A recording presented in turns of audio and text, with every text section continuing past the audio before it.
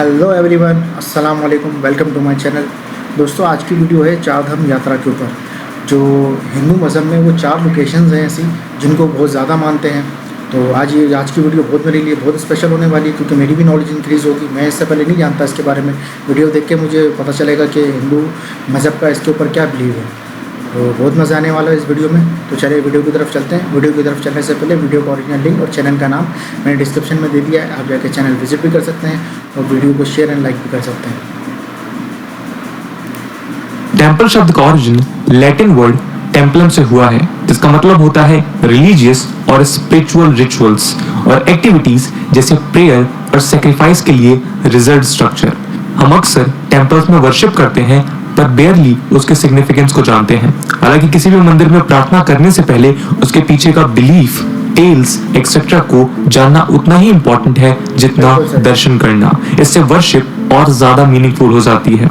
भारत में majority Hinduism या Hinduism से डिराइव सेक्शंस और बिलीफ्स पर फेथ रखते हैं। यहाँ हिंदुइज्म, बुद्धिज्म, जैनिज्म और सिखिज्म का उद्गम हुआ है। आज का वीडियो दोस्तों हिंदुइज्म में होली साइट्स माने जाने वाले चार धाम यानी नॉर्थ में बद्रीनाथ, ईस्ट में जगन्नाथपुरी, साउथ में रामेश्वरम और वेस्ट में द्वारिका पर डिस्कशन है। हम इन चारों धामों को एक एक करके डिस्कस करेंगे और हिंदुइज्म में इनके ये चारों टेम्पल्स में चारों कोनों में इंडिया की कंपेरेबल और इनसेपरेबल इंपॉर्टेंस को जानेंगे। ये चार Holi and honoured shrines Indian सब कॉन्टिनेंट के चार कार्डिनल पॉइंट्स पर लोकेटेड हैं, जो माना जाता है कि लॉर्ड विष्णु द्वारा इंटीमेटली पसंद किए जाते हैं। ऐसा कहा और माना जाता है कि लॉर्ड विष्णु रामेश्वरम में स्नान करते हैं, पुरी में भोजन करते हैं, बद्रीनाथ में मेडिटेट करते हैं और द्वारिका में आराम करते हैं। इसलिए इन जगहों को चार धाम कहा जाता है। इन चारों धामों को शंकराचार्य जी ने 8th सेंचुरी में स्टैब्लिश किया था। धाम का अर्थ है एक सेक्रेड प्लेस। चलिए एक एक करके इन धाम को डिस्कस करते हैं। जगन्नाथ मेजेस्टिक जगन्नाथ टेम्पल पुरी ओडिशा में located. Majestic Jagannath temple Puri Odisha में लोकेटेड है। ये एक कोस्टल टाउन है जो हिंदू रिलीजन में एक पिलग्रिमेज साइट है। ये मंदिर लॉर्ड जगन्नाथ को समर्पित है, जो विष्णु के ही एक फॉर्म है। ट्रेडिशनल अथॉरिटीज के मुताबिक स्ट्रांगली माना जाता है कि ये टेम्पल ह्यूमन सिविलाइजेशन जितना ही पुराना है। लॉर्ड जगन्नाथ की हिस्ट्री ऋग्वेद के एरा तक जाती है। इस टेम्पल में 3 भगवानों की प्रतिमाएं हैं। यहाँ पर्टिकुलरली चूजन नीम दरू के पेड़ों से हर साल जगन्नाथ, बालाभद्रा और सुभद्रा की मूर्तियां बनाई जाती हैं। ये ट्रिनिटी एक साथ मंदिर में स्थापित रहते हैं। जगन्नाथ दोस्तों यूनिवर्स के लॉर्ड माने जाते हैं। तीनों मूर्तियां मंदिर के सैंक्टम में रत्ना बेदी पर स्थापित हैं। यहाँ रोजाना महाप्रसाद लगाया जाता है। दोस्तों लॉर्ड जगन्नाथ को ऑफर किए जाने वाले 56 भोग को महाप्रसाद नाम दिया गया है। ये भोग पहले लॉर्ड जगन्नाथ को दिया जाता है, फिर माँ बिमला को। महाप्रसाद 2 तरह के होते हैं, एक संकुड़ी महाप्रसाद और दूसरा सुखीला महाप्रसाद। ये मंदिर के ही किचन में तैयार किया जाता है। दोस्तों आपको जानकर हैरानी होगी कि भोग बनाने के लिए 250 अर्दन ओवन्स यानी भट्टी के साथ 32 रूम्स इस्तेमाल होते हैं, जिसमें 600 कुक्स काम करते हैं और 400 असिस्टेंट्स सर्व करते हैं। यहाँ दोस्तों सालाना रथ यात्रा ऑर्गेनाइज की जाती है। ये एक इसके ऊपर तो मैंने एक अलग से वीडियो बनाई है। तो मैं तो हैरान रह गया था कि जब मैंने सुना था 30 से 40 लाख इसको ज्वाइन करते हैं, आके इसको इस तरह सेलिब्रेट किया जाता है कि पूरी दुनिया देखती है। मतलब सिर्फ इंडिया नहीं और दूसरी कंट्रीज से भी आके इसको ज्वाइन किया जाता है। क्या बात है इसकी यार, मैं देख के शॉक्ड हो गया था। मैंने बताया था इस पर वीडियो बनाई है। फेस्टिवल की तरह होता है। जगन्नाथ टेम्पल में मौजूद तीनों मूर्तियों को सालाना मंदिर से गुंडीचा टेम्पल तक यात्रा करवाई जाती है। इस कार्यक्रम के लिए एक बहुत मजबूत और विशालकाय रथ तैयार किया जाता है। इस चैरियट का नाम नंदी घोष है, जिसके 18 व्हील्स होते हैं और करीब 45.6 फीट हाइट होती है। वहीं लॉर्ड बलराम का चैरियट तला ध्वजा कहलाता है, जिसके 16 व्हील्स होते हैं और हाइट 45 फीट होती है। सिमिलरली गॉडेस सुभद्रा के चैरियट का नाम देवा दलाना है, जो 44.6 फीट का होता है। इसके बाद अगला धाम है रामेश्वरम। दोस्तों ये मंदिर माइंड बॉगलिंग आर्किटेक्चर और स्पिरिचुअल सिग्निफिकेंस के साथ इंडिया के सदर्न स्टेट तमिलनाडु में लोकेटेड है। रामनाथ स्वामी के नाम से भी जाना जाने वाला ये मंदिर खास तौर बनाया हुआ कितना खूबसूरत था, उसको मैं तो एक झलक ही दिखी है उसकी, लेकिन उससे ही पता चल रहा है कि कैसा वो तौर पर लॉर्ड शिवा को डेडिकेटेड है।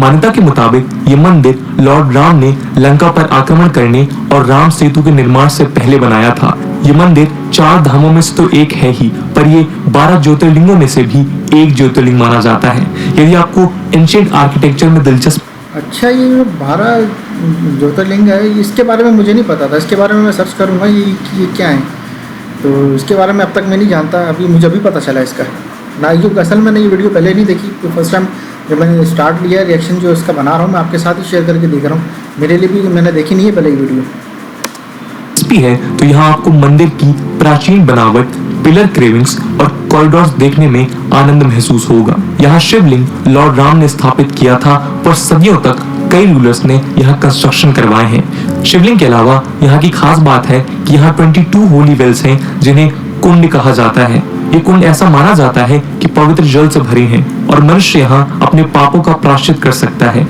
ये एक तरह से मटेरियलिस्टिक जीवन से आए रिग्रेट्स, गिल्ट, सिंस से मनुष्य को रेस्क्यू कर सकने की शक्ति वाले कुंड है।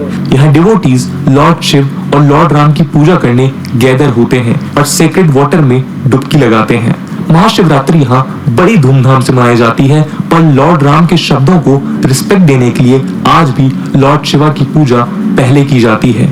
इसके बाद हम चलते हैं द्वारका की शरण में। द्वारका गोमती क्रीक में लोकेटेड द्वारका का मंदिर दोस्तों जगत मंदिर या त्रिलोक सुंदर भी कहा जाता है। माना जाता है कि मंदिर ओरिजिनली लॉर्ड कृष्णा के ग्रेट ग्रैंडसन वज्रनभ ने 2500 साल पहले बनवाया था। ये ग्लोरियस स्ट्रक्चर अरेबियन सी से उभरता हुआ नजर आता है। इसका एक्सक्लूसिवली कार्ड शिखर और 52 यार्ड लंबे कपड़े से बनाया हुआ फ्लैग करीब 10 किलोमीटर दूर से दिखाई देता है। गोमती नदी के किनारे इस टेंपल का ग्रैंड्योर 56 सीढ़ियों के कारण इनहैंस होता नजर आता है। ये मंदिर सॉफ्ट लाइमस्टोन से बनाया गया है और सैंक्टम, वेस्टिब्लू और एक रेक्टेंगुलर हॉल और पोर्चेस के कारण अद्भुत नजर आता है। यहाँ पिलग्रिम्स स्वर्ग द्वार से एंटर और मोक्ष द्वार से एग्जिट करते नजर आ सकते हैं। द्वारकाधीश मंदिर का लोअर पार्ट 16th सेंचुरी में बनाया गया था और कई क्लस्टर्स हैं जिनमें छोटे टावर्स हैं, उन्हें 19th सेंचुरी में बनाया गया था। टेंपल्स का मुख्य हिस्सा 5 मंजिला है जो 100 फीट तक की हाइट टच करता है। इसके एक्सटीरियर में एक्सक्लूसिव क्रेविंग्स हैं जो मल्टी लेयर्ड मैग्नेटिक इंटेंसिटी और एक्स्ट्रा ऑर्डिनरी कंटिन्यूटी दिखाती हैं। इन कॉन्ट्रास्ट इंटीरियर सिंप्लिसिटी का एपिटोम नजर आता है। इंटीरियर में केवल द्वारकाधीश के आइडल के आसपास ऑर्नामेंटेशन दिखता है। इस मंदिर को मक्षापुरी यानी लिबरेशन या सैल्वेशन का इलाका माना जाता है। ये मंदिर मेनली द्वारकाधीश कहलाता है। इसका मतलब है लॉर्ड ऑफ द्वारका। दोस्तों लॉर्ड कृष्णा का दूसरा नाम द्वारकाधीश है और इनका मंदिर प्रेमाइस के बीच में है। ये लॉर्ड विष्णु का चतुर्भुज रूप यानी त्रिविक्रामा की मूर्ति है। हालांकि मंदिर में लॉर्ड बलदेव भी एक डीटी है। बलदेव वास्तव में कृष्ण के बड़े भाई हैं जिन्हें बलराम भी कहा जाता है। मुख्य डीटी के लेफ्ट की तरफ प्रद्युम्न और अनिरुद्ध की मूर्तियां हैं जो रिस्पेक्टिवली लॉर्ड कृष्णा के सन और ग्रैंडसन हैं। यहाँ पुरुषोत्तम यानी विष्णु, कुशेश्वरा महादेवा यानी शिवा, देवकी यानी लॉर्ड कृष्णा की माता की मूर्तियां भी हैं। यहाँ राधिका जी, जम्बूवाटे जी, सत्यभामा जी और लक्ष्मी जी भी विराजमान हैं। यहाँ जन्माष्टमी बेहद महत्वपूर्ण माना जाता है और गरबा और रास लीलाओं के साथ मनाया जाता है। दोस्तों लास्टली हम पहाड़ों की गोद में मौजूद बद्रीनाथ चलते हैं। वीडियो के एंड होने पर आपको चारों धामों के बारे में बेसिक बातें मालूम होने के लिए लॉर्ड बद्रीनाथ की चर्चा जरूरी है।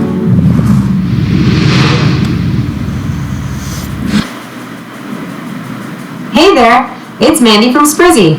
In this video, I'll show you how to set up your दोस्तों चार धाम में शामिल बद्रीनाथ उत्तराखंड में लोकेटेड है। एंशिएंट बिलीफ के मुताबिक ये बताया जाता है कि यहाँ बद्री ट्री के नीचे लॉर्ड विष्णु ने 1000 साल मेडिटेशन यानी तपस्या की थी ताकि मानवता का उद्धार हो सके और तभी से ये लोकेशन सेक्रेड मानी जाती है। यहाँ उसके बाद लॉर्ड बद्रीनाथ का मेडिटेशन के पोज में एक मंदिर स्टैब्लिश किया गया था और यहाँ डिवोटीज को मेस्मराइजिंग और स्पेल बाउंड करने के लिए एनवायरनमेंट और स्पिरिचुअल पीस मौजूद है। लॉर्ड विष्णु के आइडल्स और इमेजेस के साथ ये मंदिर दोस्तों ग्रेटली इम्पैक्टफुल है। चमोली डिस्ट्रिक्ट में स्थित लॉर्ड विष्णु का ये मंदिर नर नारायण टेम्पल के बीचों बीच है।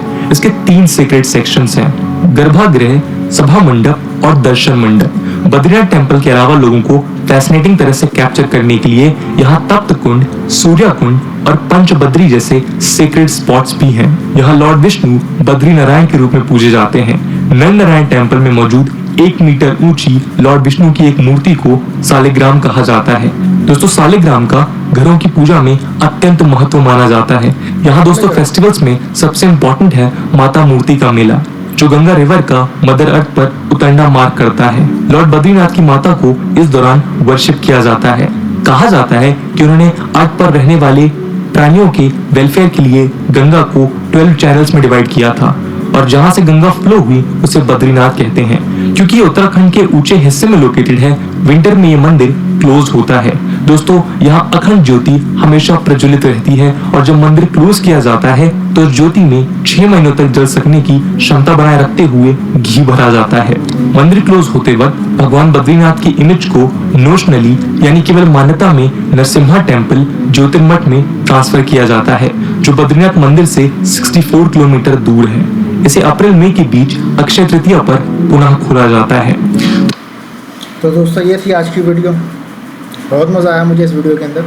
मेरे एक्सपीरियंस के लिए तो बहुत अच्छी थी ये वीडियो, क्योंकि मैं काफ़ी चीज़ें नहीं जानता था, अभी तक नहीं जानता था। अभी वीडियो देखी है तो मुझे काफ़ी चीज़ों को मालूम हुआ है। जो 4 लोकेशंस हैं वो उसका क्या बिलीव है हिंदू मज़हब में लेके, तो मुझे बहुत मज़ा आया। और तो वैसे भी मुझे बहुत इंटरेस्ट है कि दूसरों के मज़हब के बारे में नॉलेज लेना, उनमें इंटरेस्ट लेना, तो मुझे अच्छा लगता है।